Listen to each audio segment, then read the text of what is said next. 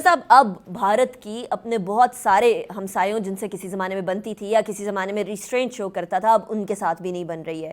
چھوٹے ممالک کو دبانا اور چودراہٹ دکھانا بھارت کا ایک معمول رہا، ماضی کے اندر بھی اور اب بھی۔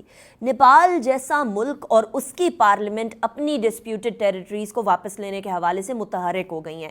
چین لداخ کے معاملے کے اندر بہت سینسٹیو ہوا ہے اور ہونا بھی چاہیے۔ پاکستان کشمیر کے معاملے کے اوپر متحرک ہو چکا ہے۔ بنگلہ دیش کے ساتھ تعلقات گڑبڑ ہو رہے ہیں۔ سری لنکا کے ساتھ تامل ٹائیگرز کے زمانے سے بھارت کیا کرتا آ رہا ہے وہ بھی ہمارے سامنے ہے۔ ایسے میں تمام ریجن کے اندر بھارت ایک ڈی سٹیبلائزنگ فیکٹر نہیں بنتا چلا جا رہا، جو کسی زمانے میں اپنے آپ کو بہت بڑی ڈیموکریسی اور بہت زیادہ سیکولر ملک پورٹرے کرتا تھا، اب وہ ایک ٹیررسٹ ملک کے طور پر سامنے آ رہا ہے کیا؟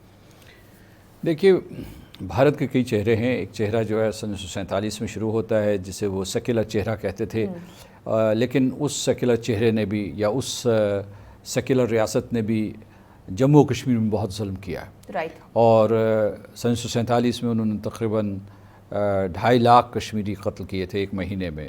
وہی سیکولر ریاست تھی جس نے جو ہے کشمیریوں کے لیے جینا دو بھر کیا ہوا تھا، اور اس کے بعد 1989 کے بعد سے اب تک جو ہے وہ 1 لاکھ لوگوں کو مار چکے تھے۔ یہ لوگ تو ابھی آئے ہیں جن کو بھارتیہ جنتا پارٹی کہتے ہیں، تو یہ دوسری سوچ ہے، یہ دوسرا چہرہ ہے۔ یہ چہرہ جو ہے اس پہلے چہرے سے بھی زیادہ بھیانک ہے۔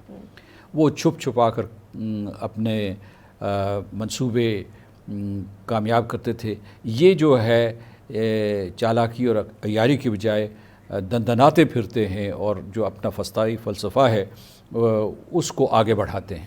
تو ایک چیز یہ میں آپ کو بتا رہا ہوں کہ یہ جو بھارت کا یہ جو فسطائی فلسفہ ہے، یہ وہ چاہتے ہیں کہ ہندو ڈومینیشن ہو جائے، یعنی یہ ان کا وقت آیا ہے ہندو ڈومینیشن کو قائم کیا جائے۔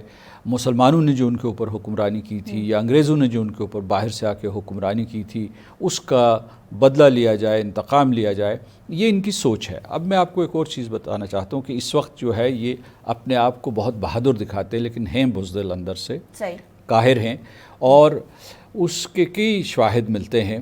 ابھی خیر چین کے ساتھ جو ان کا تصادم ہوا اس کے ثبوت سامنے آ چکے ہیں، لیکن ان کا کیا سہارا ہے، ان کا قوت کیا ہے؟ ایک تو وہ فسطائی سوچ ہے، دوسری چالاکی اور عیاری ہے، تیسرے یہ سمجھتے ہیں کہ یہ امریکہ ان کی پشت پر کھڑا ہے۔ ابھی حال ہی میں ثابت ہوا کہ امریکہ ان کی پشت پر 100% نہیں کھڑا۔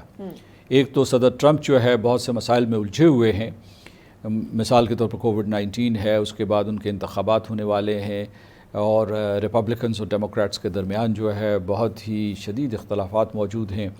اسی طریقے سے ان کے جو مغربی حلیف تھے، جو ہندوستان کے مغربی حلیف تھے، روس، جو ان کھل کر جو ہے چین کے خلاف ہندوستان کی حمایت نہیں کی۔ جو ایک آدھ کوئی پھیکا سا بیان صدر ٹرمپ نے دیا ثالثی کے حوالے سے، اسے بھی انہوں نے آگے نہیں بڑھایا، اس میں کسی سنجیدگی کا مظاہرہ نہ کیا۔ آسٹریلیا ان کے ساتھ ہے، یعنی مطلب ہندوستان کا حلیف سمجھا جاتا ہے، یا جاپان، انہوں نے بھی آگے بڑھ کر ان کا ساتھ نہیں دیا۔ پریزیڈنٹ صاحب،